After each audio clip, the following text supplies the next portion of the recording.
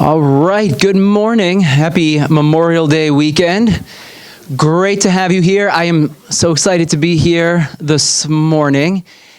And the title of the sermon today, and this one makes me laugh, I'm preaching to myself today. Kind of toyed with a few different sermon titles.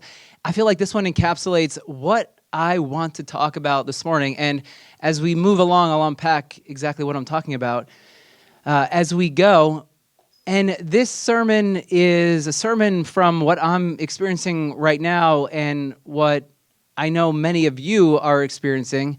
And we'll get into that here in a second. But have you ever felt like this? If I just get through this, whatever this happens to be, well, then there's going to be smooth sailing. You ever have that mentality? Or what about this one, similar? The grass is always greener.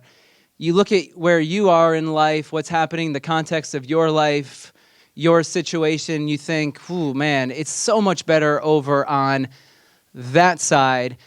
But what happens is you get through this, whatever this happens to be, however long it might take you to get through this, or you get to the other side, and then you run up against a speed bump, and you're like, oh man, now if I were just to get through this, or hey, the grass is even greener, they put more fertilizer down over there, or maybe have you ever run across one of these speed bumps before?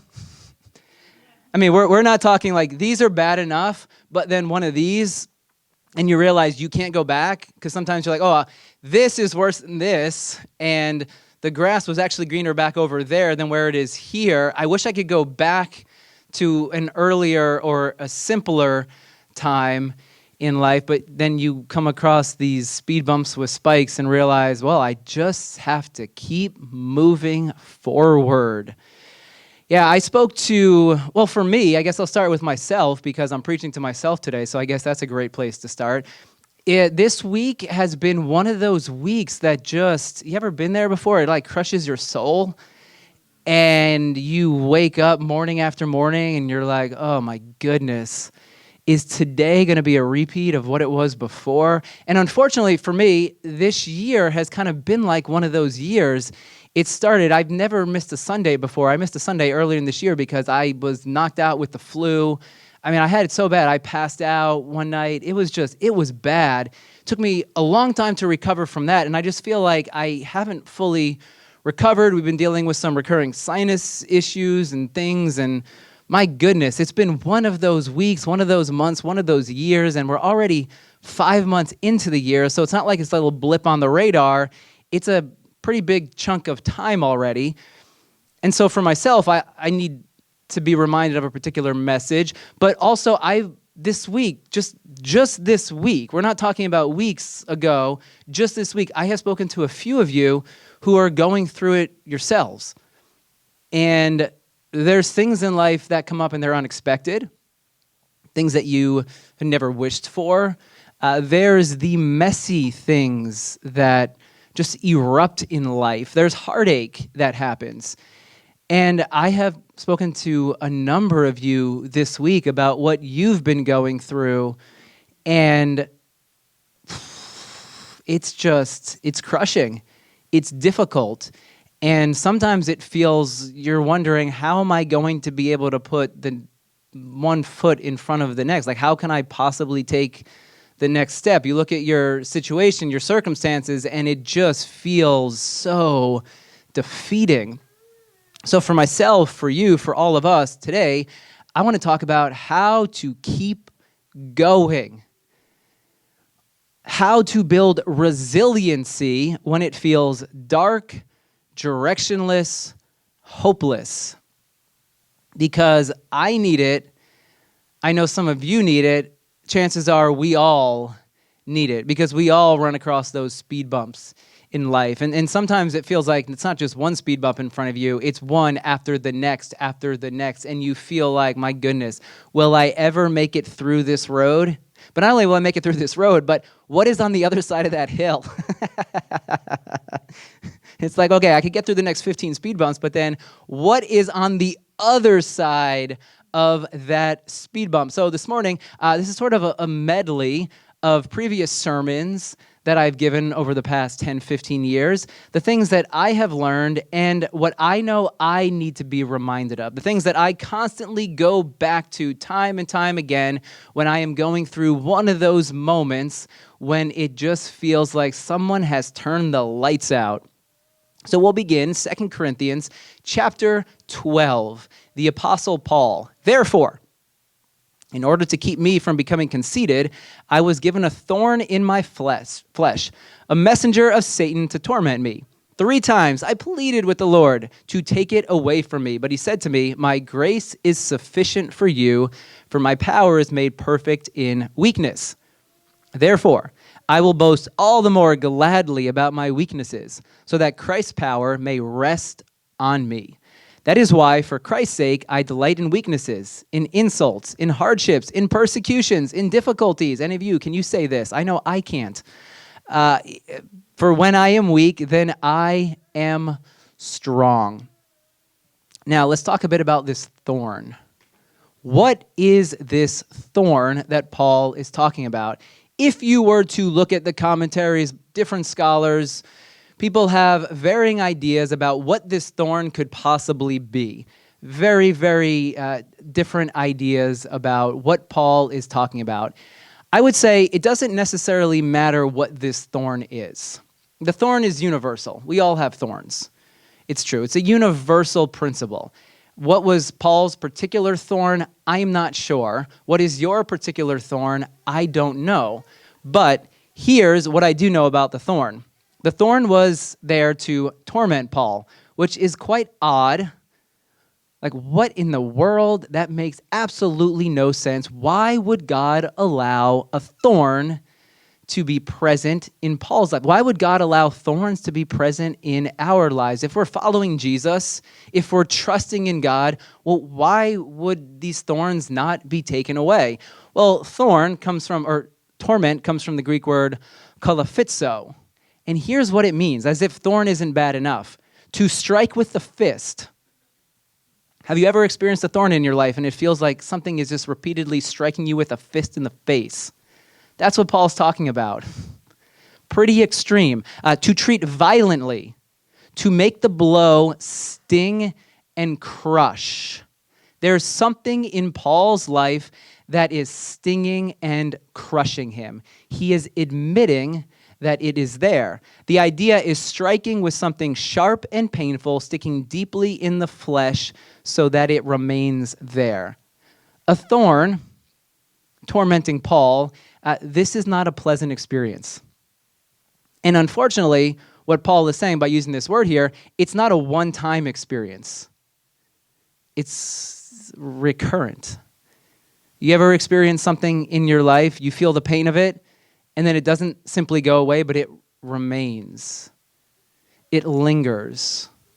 It pops up in one moment, and then a couple of days, weeks later, you feel the sting of it again, and you feel that soul-crushing feeling that you have within you. Paul is saying, this is what I am experiencing. And he's writing this down in a letter to a group of Christians, followers of Jesus. He's trying to encourage them by talking about his experience, what he's been through, his own particular experiences that he is currently having in his life, because he says, yes, I am an apostle. I am trying to teach and lead you in a particular way, but I have my own struggles. I have my own pains. Don't look at me and think that everything is going perfectly in my life. Now, we would think that for Paul, he is a hero of the faith, is he not? He's someone we look up to. Much of your New Testament was written by Paul, the Bible that we look to time and time again, divinely inspired. You would think that of all people, God would take the thorn away from Paul. Of all the pious, religious followers of Jesus, well, surely God would answer Paul's prayer to remove the thorn. So when I read this particular passage, I read about Paul's thorn, it gives me great hope in my own pursuit of following Jesus, because I realize that some of the things that I pray for, some of the things that I hope for, it's not because God isn't pleased or happy or God doesn't love me, but rather there's something larger that God is doing in my life. I mean, we are all familiar with struggle. We're all familiar with hardship. And I would argue, I would guess that we're all familiar with unanswered prayer. But I wouldn't simply leave it at unanswered prayer, because what Paul writes is that his prayer was answered. It just wasn't answered in the way in which he wanted it to be answered. And I think we can all relate to that. We pray, we ask, we hope that God would do something about our situation, and we don't see the resolution that we're hoping for. And unfortunately, sometimes we feel like, well, maybe it's lack of faith on my part. Maybe there's something that I've done, and if I were just to be a little more religious, if I were to do a little more for God, if I were to be a better follower of Jesus, well, then this prayer would be answered how I'd want it to be answered. But yet here's Paul, he's, again, hero of the faith, and yet God doesn't answer the prayer the way in which Paul wants the prayer to be answered. You ever had this prayer, oh, if this pain, if this hardship were gone, then I'd be more content in life. You ever been there before? If this pain, if this hardship were gone, well, then life would feel better. That's what Paul is hoping for, and that's what, for me in my life, that's what I hope for when I'm going through a week like the week that I went through, and yet the resolution doesn't come. Man, if I could just get through this, then things would be perfect. Then there would be smooth sailing. But we all know life doesn't work this way. Now, who knows about Waldsterben? Let's talk about Waldsterben. Some of you are like, wait a second, is that even English? No, it's not English. Oh yeah, Joe, our resident German scholar right here. Linguist up front, saved me with the slides and also interpreting for us here this morning. 1968, the forests in Germany were dying. It was called Waldsterben, forest death. People wanted to know, why are the forests dying? There were postage stamps that were created in order to let everyone know in Germany, we are at our 11th hour. We are at the end. If we don't do something about our forests will die and they will be no more. People started exploring, okay, well, why? And how do we fix this problem? How do we fix forest death? Well, in order to answer the question as to why the forests were dying, we have to go earlier in German history, 200 years to 1763, and talk about a man by the name of Johann Gottlieb Beckmann. That's a great German name. Now, in 1763, Johann decided, he came up with this brilliant plan. He was going to map, organize, and tidy up all the forests. He'd been walking through the forest, he was in the forest, and he realized there's a lot of debris. There's fallen trees, there's decaying logs. We need to clean up the forest. Everything that is dying in the forest, everything that doesn't look good, we need to get rid of it, because in these forests were the Norwegian spruce. And the lumber industry wanted to maximize their profits. And they said, if we could get rid of all this debris, we could create more space, plant more trees, and make more money. So Beckmann, with his team of people, went around clearing the forest. They started planting more Norwegian spruce trees. The lumber industry was euphoric. They were excited. Everything was great until the second generation of trees started springing up. Here's the beautiful Norwegian spruce in case you need a picture of what the spruce tree looks like. So everything was good until the second generation. And then what became evident is that this second generation of Norwegian spruce trees, they weren't looking so good. They weren't looking very healthy. By cleaning up the forest, Beckman and everyone else had altered its ecology. They messed with the forest so much that a third of the non-bird wildlife species were lost. They exposed all the good, healthy trees to fungi and other invaders when they cleared the space. And there was no good soil left for the new trees to grow roots and to get the nutrients that they needed to flourish. Decomposing logs actually benefit the soil. But in 1763, in the years after this, no one realized this. They were trying to maximize their profits, make everything look beautiful and pristine, but in doing so, they actually destroyed the forests.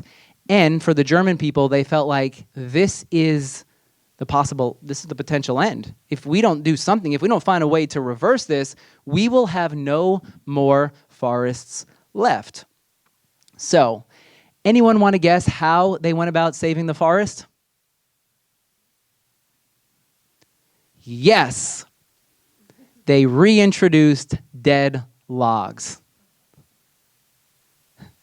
They put back that which they had previously removed because they realized there is something beneficial about what they determined was bad and didn't have its place in the forest. Tim Harford, in his book, I think it's called Messy, he says this: what is perfectly clear is that the attempt to map, quantify, and ultimately tidy the German forest not only transformed them, but nearly killed them. It turns out what you need to keep a forest alive cannot easily be quantified and mapped. In nature, mess often indicates health. I remember reading that. Oh, wow, this is just brilliant, and it makes so much sense for our lives because maybe you're like me. You're like Beckman. Many of us are. And you want to turn your life into a spreadsheet.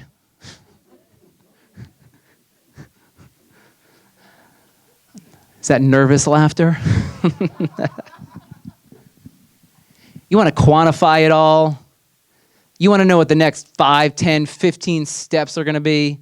If something doesn't fit, if you're uncomfortable with something, well, let's just jettison that out of here. I'll put it in an escape pod. We'll get rid of that thing. We're going to quantify everything. We're going to have it spread. All of our numbers are going to be lined up perfectly. I'm going to map out my life for the next 30, 40, 50 years. Yeah, many of us were like Beckman. But what happens is you have this pristine, beautiful spreadsheet, but then life looks a bit like this. And so you hit the first speed bump, and then you try to reorganize everything, right? And then you hit another one, and you scramble again. You're trying to put it all back together to some other things that don't quite make sense, and you try to get rid of those, try to squeeze those out, but then there's another speed bump, and you're exhausted. You're exhausted. But see, our lives, I think, it's more like the forest. There's something about the messiness of life that provides the nutrients for us to grow and to expand.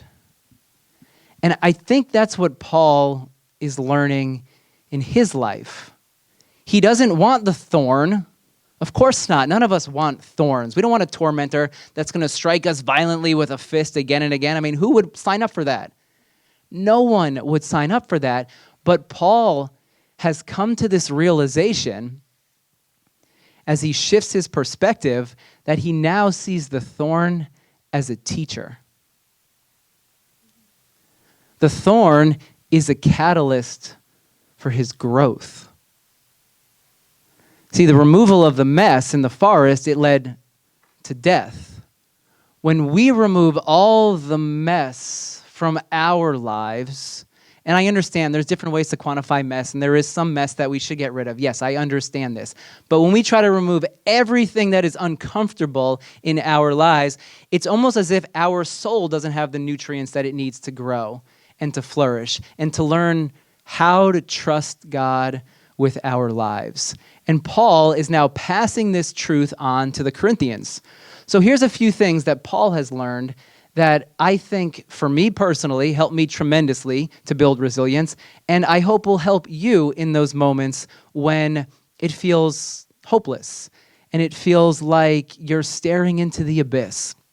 First, this thorn has taught Paul humility.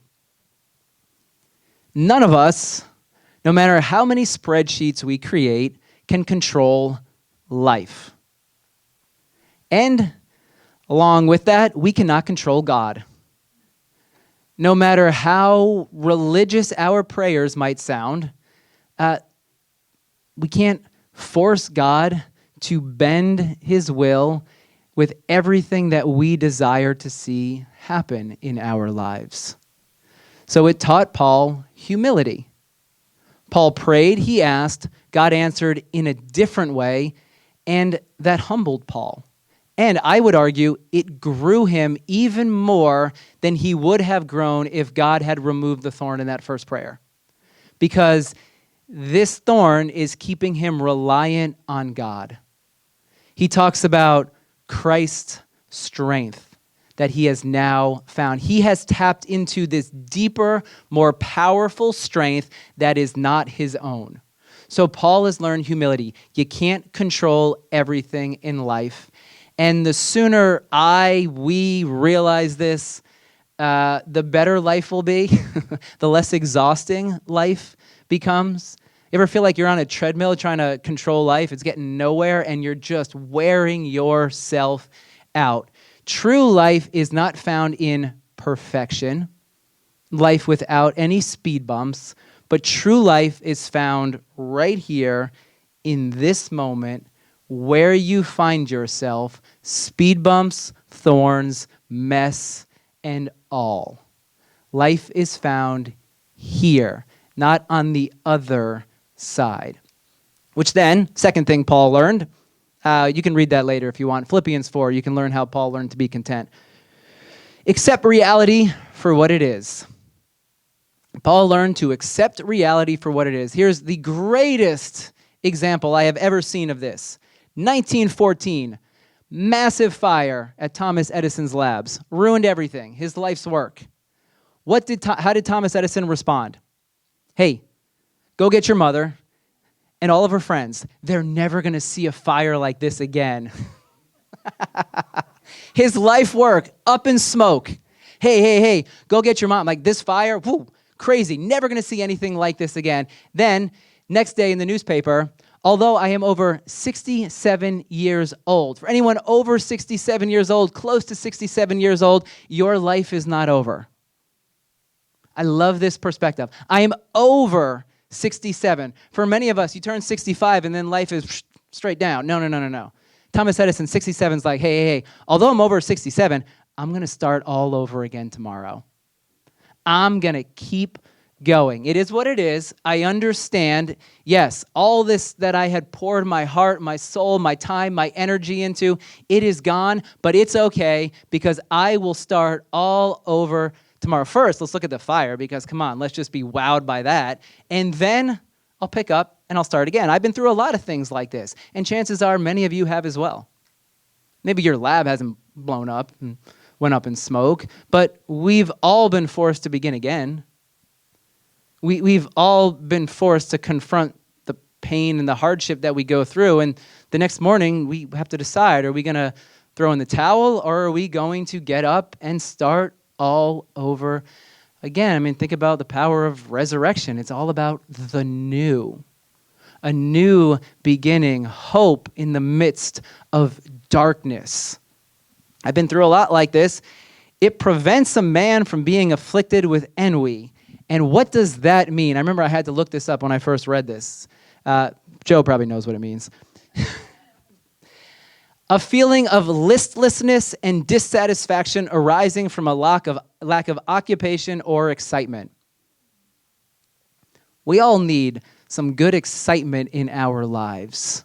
Sitting on the couch day after day, night after night, will not produce, or I guess it will produce ennui, listlessness, boringness, dissatisfaction. Thomas Edison says, hey, you know how to avoid this? How to actually feel the fire within your soul and tap into who you've been created, that divine spark you have within you? You need to hit a couple of speed bumps. And you need to be forced to start all over again. Paul 3 times prayed, remove it, not removed, and yet he grows through this experience. Third thing he's learned, strength is found in weakness. Our culture often is a culture of strength is found in brute strength and force and violence and being the biggest, the quickest, the smartest, the fastest. If I can get to the top, then life will be better. If I can prove I'm better, then life will be great. What happens is you get to the top and you realize, it's not so great up here. But rather, life is found in letting go. In admitting you don't actually have it all together. For us who consider ourselves followers of Jesus, where is the greatest strength found? On a cross. We often forget this. Sometimes the Christian faith can be about winning at all costs. And people get hurt along the way. But the Christian faith is based on this, the cross. Jesus going to the cross, the darkest, bleakest moment, and yet there was a power that was even stronger than death. Strength is found in weakness. As we admit our weakness, we tap into a divine power that is stronger, more hopeful than anything we ourselves can create. And then here's the fourth thing that Paul has learned. We are all united in our thorns. Whether we choose to admit them or not, we all have our tormentors. We all have our thorns. The things that get under our skin. The things that we wish weren't there, that we wish were gone. Everyone has their thorn. And when you realize this, it breeds compassion for others, and grace, and love for other people, more acceptance that they're going through something just like you're going through something. And if we would all approach our relationships with this perspective, I think it would change things. I think first it would change how we treat ourselves, because sometimes we're the harshest on ourselves. So, it's funny. I don't know. I was thinking about this week. If there was one thing I would ever want to say to Awaken, it was be kind to yourself. I didn't have that scripted. I don't know. That's been on my mind a lot recently. Maybe someone needs to hear that this morning. Be kind to yourself. God's posture towards you is one of love and grace and mercy. And that's to be our posture toward ourselves and our posture toward others. I think the world would look vastly different if we all walked around remembering we all have our thorns. We all have the things that torment us. And as we admit, acknowledge, and trust those to God, I believe we find a strength that can carry us through the speed bumps in life.